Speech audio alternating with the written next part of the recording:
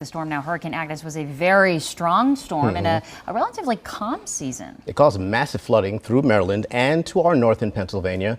In just a moment, meteorologist Ava Marie will look at the heavier rains we see nowadays. But first, Chief Meteorologist Tasselmyer talked with Chief Meteorologist Joe Calhoun from our sister station in Lancaster about how Agnes was such an outlier for storms in 1972.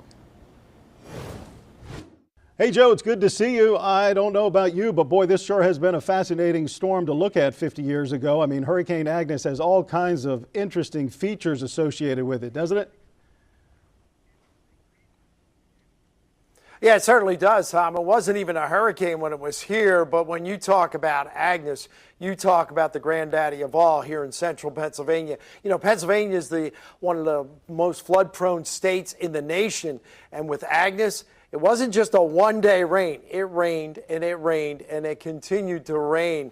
And boy, the numbers just piled up.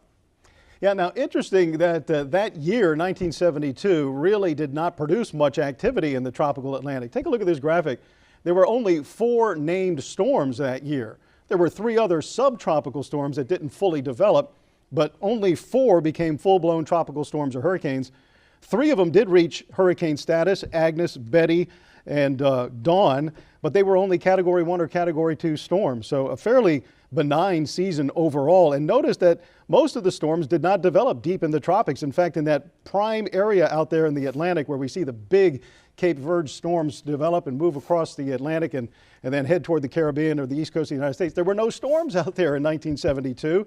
And only Agnes really developed in the deep tropics down near the Yucatan Peninsula of Mexico, then made its way up through the southeast United States, curved off the mid-Atlantic coast, and made its way up into southern New York by the time it finally completely fizzled out. So a very interesting season with very few storms and an interesting track to Agnes. If you compare the storms and the seasons, in 1972 it was an El Nino year. That means warm waters in the tropical Pacific off the coast of South America.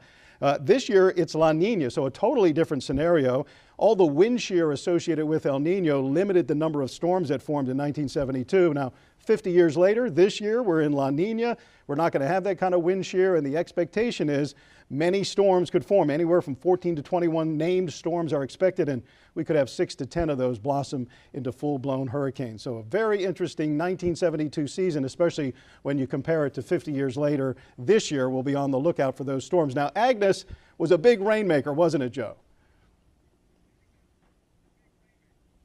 Yeah, it certainly was. As you mentioned, it got up into New York and kind of fizzled as a tropical storm, but then it was captured by an upper level low. And look at some of the rainfall amounts from Agnes here in the Susquehanna Valley. A 24-hour record on the 22nd of June, but that was followed by almost 6 inches of rain on the 21st of June of that year. So I decided, let's go back and look at 3-day rainfall totals. It holds the record for that with over 15 inches of rain from the 21st through the 23rd. What about 5 days? Well, the 18th through the 22nd, 16 inches of rain. Think about it. That's almost a summer of rain. A 10-day rainfall record for here in Harrisburg.